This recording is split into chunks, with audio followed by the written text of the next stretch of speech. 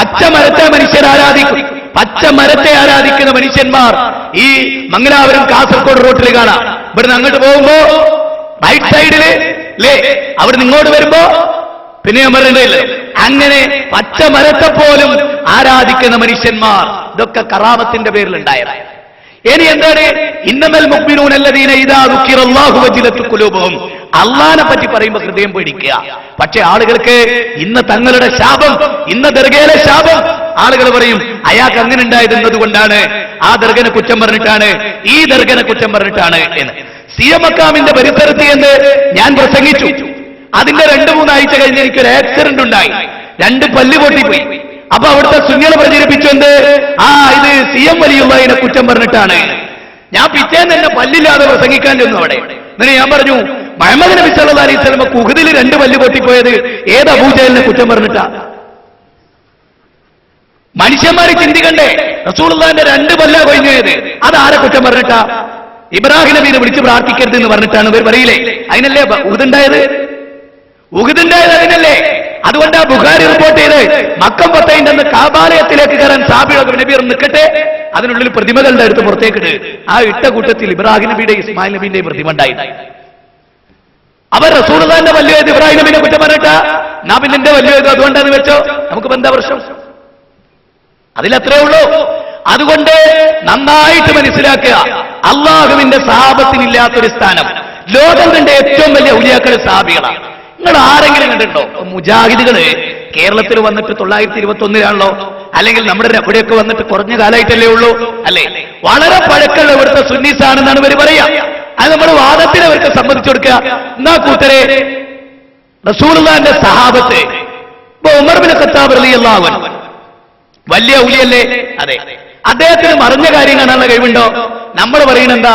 ഇപ്പൊ ഉള്ളാളത്തേക്ക് ആടിനെ പറഞ്ഞേക്കൽ. കൊല്ലത്തുനിന്ന് ഉള്ളാളത്തേക്ക് ഒരാട് കഴിഞ്ഞ 2 കൊല്ലം മുമ്പ് പത്രത്തിലുള്ള ഒരു സംഭവം ഞാൻ എടുത്തു വെച്ചിരുന്നത്. ഈ ആടിനെ ഒരു ഗൾഫുകാരൻ സൽക്കരിക്കുന്ന രംഗാണ് പത്രത്തിൽ. ആട് ഉള്ളാളത്തേക്കുള്ള. അപ്പൊ ഡെയിലി ഒരു 750-1000 രൂപ വരെ ഇതിന്റെ സഞ്ചിയിൽ, കഴുത്തിലൊരു സഞ്ചിയുണ്ട് ഉള്ളാളത്തേക്ക്. ആ സഞ്ചിയിൽ പൈസ എങ്ങനെ ഉണ്ട്? ആരോ എടുത്തുകൊണ്ടുകയും ചെയ്യും, അടിക്കുകയും ചെയ്യും. അങ്ങനെ ഈ ആടിനൊരു ഗൾഫുകാരെ സൽക്കരിക്കുകയാണ്. എന്നിട്ട് ഇതിൽ പറയുന്നത് എന്തറിയോ? ആടിനെ അദ്ദേഹം കുളിപ്പിച്ചു. ദൈവീകത്വമുള്ള ആടിനെ അദ്ദേഹം കുളിപ്പിച്ചു. നല്ല ഭക്ഷണവും കൊടുത്തു. അതൊക്കെ നമുക്ക് സഹിക്കാം. കാരണം ഒരു ആടിനെ കുളിപ്പിക്കുക എന്നുള്ള ഒരു തെറ്റാ അല്ല, ഭക്ഷണം കൊടുക്കുക എന്നുള്ള തെറ്റാ അല്ല. മൂന്നാമത് അയാൾ ചെയ്തെന്നറിയോ? കിടക്ക വിരിച്ചു കൊടുത്തു. ഏത്? കിടക്ക വിരിച്ചു കൊടുത്തു. അമ്മ എന്താ മരുവനെങ്ങാനാ കയറിയെന്ന് ആ മോളെ കെട്ടിയെ ആടിനുണ്ട കൂട്ടരെ ആരെങ്കിലും കിടക്ക വിരിച്ചു കൊടുക്കല്? മാത്രമല്ല, അവനാന്റെ കിടക്ക ആട് കാട്ടിച്ചു മൂത്രിച്ച് വൃത്തിയേടാക്കിയ ആ മണുള്ള വീട്ടില് അല്ലെങ്കിൽ ആ മണുള്ള റൂമില് പിന്നെ നിസ്കരിക്കാൻ തന്നോ? നിങ്ങൾ ചിന്തിക്ക്. എന്താ മനുഷ്യന്മാര് കറാമത്തായി മുജിദത്തായി ഈ പറയുന്ന കാര്യങ്ങൾ പാവപ്പെട്ട ജനങ്ങളെ വഞ്ചിക്കേണ്ടത് കൊണ്ട് അല്ലേ? ഇത് നന്നായിട്ട് ആലോചിക്കണം. നമ്മളെ നല്ല നിരക്ക് ചിന്തിക്കുക. പൊട്ടയായ കള്ളമായ വാദം എന്തൊക്കെ കറാമത്തറിയോ? ഇപ്പൊ പാലക്കാട് ജില്ലയിലെ ഒരു ബാവുണ്ട്, അജ്മീർ ബാവ. അയാളെ പ്രത്യേകത എന്തറിയോ? അയാള് നമ്മുടെ ദർഗയില് 10-15 കൊല്ലം ഹോട്ടൽ നടത്തിയ ഒരു മനുഷ്യനാണ്. 10-15 കൊല്ലം ദർഗയില് ഹോട്ടൽ നടത്തിയ ആ പാലക്കാട്ടുകാരൻ. കേരളശ്ശേരി എന്ന് പറഞ്ഞ ഒരു സ്ഥലമുണ്ട് പാലക്കാട് ജില്ലയില്. അവിടെ അജ്മീർ ബാവ. ഈ അജ്മീർ ബാവന്റെ പ്രത്യേകത, അവിടെ 15 കൊല്ലം അദ്ദേഹം ഹോട്ടൽ നടത്തിയ മനുഷ്യനാ. ഇയാൾ ഇവിടെ ഔലിയ. ഇത് അജ്മീർ ബാവ. ഇയാളെ ചികിത്സാ രീതി എന്താ അറിയോ? ഇയാളെ ചികിത്സാ രീതി, ഇയാൾ നിസ്കരിക്കലെന്ന് എങ്ങനെയാ വെച്ചാല് ഇങ്ങനെ നമസ്കാരം ഇങ്ങനെ ഒരു പീലി പിടിക്കും, അയാൾ ഇങ്ങനെ ചാടും. ഇതെവിടെ നമുക്ക് പോയി കാണാം. അയാളുടെ നിസ്കാരാണത്. അയാൾ ഒരു ടെന്റിനുള്ളിൽ ആളുകളോട് പറയുന്നറിയോ? അജ്മീർ ബാവപ്പ വരും, ഒരു കുന്തിരിക്കത്തിന്റെ വലിയ ബോക്സ് വെക്കും, എന്നിട്ട് അതിൽ നിന്നിങ്ങനെ പുകയും. ആളുകളോട് പറയും, നിങ്ങൾ മോളോട്ട് തന്നെ നോക്കണം, അറിയും, താഴോട്ട് നോക്കരുത്. മോളേക്ക് ആളുകൾ ഇങ്ങനെ കുന്തിരിക്ക, ആ പുകന്റെ കൂടെ ഇപ്പൊ ഇറങ്ങി വരുന്ന മനുഷ്യന്മാര് കഴുത്ത് ഇങ്ങനെ. ഏതെങ്കിലും ഒരുത്തൻ ധൈര്യസമയം താഴോട്ട് നോക്കണ്ടേ? ഈ കാക്കപ്പുറത്തൂടി ഇറങ്ങിയിട്ട് ഇവിടെ വന്നിരിക്കുക. എന്നിട്ട് പുകയില് കണ്ടോ തങ്ങൾ വന്നിരുന്ന. എന്നിട്ട് മൂപ്പരുടെ കയ്യിൽ ഒരു മയിൽപ്പീലി ഉണ്ടാവും. ആ മയിൽപ്പീലി കൊണ്ട് ഇങ്ങനെ. അപ്പോ സന്താനം കുട്ടികളില്ലാത്ത ആളുകള് വരുമത്രേ. കുട്ടികളില്ലാത്ത ആളുകള്, ആ ആളുകൾ വന്നിട്ട് ഇയാളോട് പറയും, എന്താ പ്രോബ്ലം? ഇയാളുടെ സവിശേഷത എന്താ? നിങ്ങള് തൊട്ടടുത്ത ഒരു കടയിൽ കയറിയിട്ടാണ് ടോക്കൺ എടുക്കണം. ടോക്കൺ എടുക്കണം. അപ്പൊ കടയിൽ ഇരുന്ന് ടോക്കൺ. അപ്പൊ ഇയാൾ ഈ കടക്കാരൻ എന്തൊരു, നിങ്ങൾ എവിടുന്നാ വരുന്നത്? ഞങ്ങൾ. എന്താ നിങ്ങളുടെ പേര്? എന്റെ പേര് മുഹമ്മദ്. ആ ഇന്ന സ്ഥലം, എന്താ ആവശ്യം? എന്നിട്ട് ഇയാൾ എന്ത് ചെയ്യുന്നത്? ആ സമയത്ത് തന്നെ ഇവിടേക്ക് ഇൻഫർമേഷൻ, വിവരം കൊടുക്കും. മുഹമ്മദ് എന്ന് പറഞ്ഞിട്ട് ഒരാൾ വന്നിട്ടുണ്ട്, ഇത്ര കുട്ടികളായുള്ള ഇന്ന സ്ഥലത്ത് നിന്നാണ്. അങ്ങനെ ഒരു 4-5 ആളുകളുടെ ഇഷ്ടം കൊടുത്ത് ഇയാൾ. അപ്പൊ ഉള്ളാളത്ത് നിന്ന് വന്ന ഹനീഫ അപ്പൊ തന്നെ ഡൗണായി. കാരണം അങ്ങോട്ട് ചെന്നിട്ടല്ലോ, പേര് പറഞ്ഞിട്ടില്ല, ഒന്നും പറഞ്ഞിട്ടില്ല. അതെങ്ങനെ? ഇതിപ്പുറത്തുനിന്ന് പാസ് ചെയ്താ അറിയില്ല. എന്നിട്ട് അവിടെ ചെന്നിട്ട് ഇയാൾ ചോദിക്കും, എന്താ പ്രോബ്ലം? ഒന്നുമില്ല, കല്യാണം കഴിച്ചിട്ട് 5 കൊല്ലായി കുട്ടികളില്ല. അപ്പൊ ഈ സാധു പാൻസും ഷർട്ടും ഒക്കെ ഇട്ട് ഇൻസൈഡൊക്കെ ചെയ്ത് മൊഞ്ചനായിട്ടായിരിക്കും ഇയാൾ അവിടെ പോയിരിക്കുക. ഉടനെ തന്നെ ഇയാൾ എന്നൊരു പീലിയോണ്ട് ഇങ്ങനെ ഒന്ന് തടവും. പിന്നെ അവിടെ ഒരു ഗ്ലാസ്സിൽ വെള്ളം കൊണ്ടുവച്ചിട്ടുണ്ടാവും. അത് ഇവൻ അറിയാതെ ഒരു ഒറ്റ ഒഴിക്കൽ അവന്റെ ലിംഗത്തിന്റെ മുകളിലേക്ക്.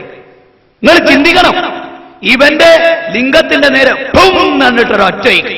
നിങ്ങൾ പറയും പൊയ്ക്കോ, കുട്ടി ഉണ്ടാവും. സ്ത്രീകളാണെങ്കിലോ പറയുകയും വേണ്ട, സാരി ഇങ്ങനെ പിടിക്കാൻ പറയത്രേ.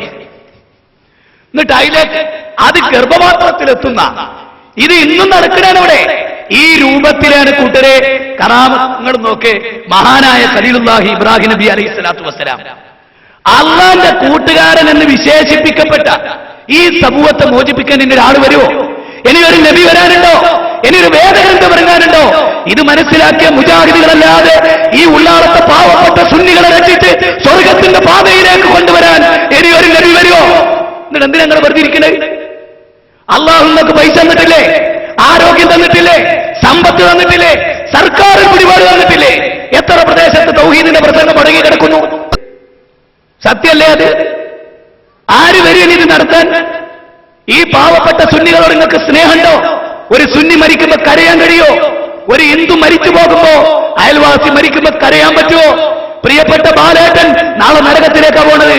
ചങ്ങാതിയായി തോളോട് തോൾ ചേർന്ന് തന്റെ കൂടെ വർക്ക് ചെയ്ത് തന്റെ ഓഫീസിൽ കീ ഉദ്യോഗസ്ഥനായി വർക്ക് ചെയ്തിട്ട് ചായ കൊടുത്ത്, പൈസ കൊടുത്ത്, കാറ് കൊടുത്ത്, വീട് കൊടുത്ത്, കല്യാണം കഴിപ്പിച്ച്, നല്ല ജോലി കൊടുത്തിട്ട് പോലും ജീവിതത്തിൽ ഒരിക്കലും തൗഹീദ് പറഞ്ഞു കൊടുക്കാൻ നമുക്ക് സാധിച്ചിട്ടുണ്ടോ?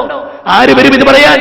നാളെ ഈ ബാലേട്ടൻ, ഈ സാറാമ, ഈ ഏരിയാമ, ഈ മുഹമ്മദ്, ഈ സുന്നിയായ മനുഷ്യൻ, ഒന്റെ മുജാഹിദേ, നീ ഇവിടെ ജീവിച്ചിട്ട് ഞാൻ നിന്റെ കൂടെ 16 കൊല്ലം ജീവിച്ചിട്ട് ആ തൗഹീദ് ഒന്ന് പറഞ്ഞിരുന്നുവെങ്കിൽ ഞാൻ ഇന്ന് ഈ നരകത്തിൽ പോകുമായിരുന്നോ എന്നവൻ കരഞ്ഞുകൊണ്ട് ചോദിച്ചാൽ ഞാൻ നിങ്ങളുടെ മുന്നിൽ മറുപടി പറയും. അതിനെപ്പറ്റി ആലോചിച്ചിട്ടുണ്ടോ? നമുക്ക് സെൻസറാണ്. ആരവരുടെ KK അത് വേണ്ടട്ടോ, അയാൾ വെട്ടി തുറന്ന് പറയും. വേണ്ട മുജാഹിദ, വേണ്ട, അയാൾ തീരെ വേണ്ട. പിന്നെ എങ്ങനെ ഇത് പറയാൻ? പിന്നെ ആരാ വരെ? ഹുസൈൻ മടവൂര് വരും മുജാഹിദിൽ? മുബരേതായാലും പറയില്ല എന്ന് തീരുമാനിച്ചു കഴിഞ്ഞിരിക്കും. പിന്നെ ആരാ? അവരൊക്കെ തീരുമാനിച്ചതിന് ഞങ്ങൾ പറയില്ല. പിന്നെ പറയാൻ തീരുമാനിച്ചാരാ? ഈ പേര് കേട്ട കുറെ ആൾക്കാർ. അവർ വരണ്ടാന്ന് നമ്മൾ എന്നെ തീരുമാനിച്ചു. പിന്നെ ആരാ അവരെ വിളിക്കുക? പിന്നെ ആരാ അത് പറയാ? ഇനി ജിബ്രീൽ വരുമോ പറയാൻ? തൗഹീദ് പറയാൻ ജിബ്രീൽ വരുമോ? ഖുർആൻ സൂറത്ത് ബഖറയിലെ 159 ഒരു കാര്യം പ്രത്യേകം പറഞ്ഞു. അള്ളാഹുവിന്റെ ദീന് ബോധ്യപ്പെട്ട ഒരാള്, അയാൾക്കത് മനസ്സിലായി. ഞാൻ ഇന്നലെ വരെ ജീവിച്ചൊക്കെ തെറ്റാ, ഇന്ന് ഞാൻ സ്വീകരിച്ചാ ശരി അല്ലേ? ഇന്നലെ വരെ ഞാൻ ചോദിക്കട്ടെ, നമ്മുടെ കൂട്ടത്തിൽ പലരും ഇന്നലെ വരെ ശിർക്കിലായിരുന്ന കാലത്തെ അവസ്ഥയും ശിർക്കിന്ന് രക്ഷപ്പെട്ടതിന് ശേഷമുള്ള മനസ്സിന്റെ സന്തോഷം നമ്മൾ തിരിച്ചറിഞ്ഞില്ലേ? ആ സന്തോഷം നമ്മുടെ മൂത്താപ്പാക്ക് വേണ്ടേ? ആ സന്തോഷം നമ്മുടെ ബാപ്പക്ക് വേണ്ടേ? ജീവന് തുല്യം നമ്മുടെ ബാപ്പ നമ്മളെ സ്നേഹിക്കുമ്പോ, നമ്മുടെ ബാപ്പാനെ സ്നേഹിക്കുമ്പോ ബാപ്പാനോട് പറഞ്ഞു കൊടുക്കാൻ നമുക്ക് സാധിച്ചിട്ടുണ്ടോ? നമ്മൾ സ്വർഗത്തിലേക്ക് പോകുമ്പോ ബാപ്പ മോനെ നോക്കി, മോനെ നീ സ്വർഗത്തിലേക്ക്, ഞാനിതാ ഇന്ന് നരകത്തിലേക്ക് എന്ന് പറയുന്ന അവസ്ഥയാണെങ്കിൽ നിങ്ങൾ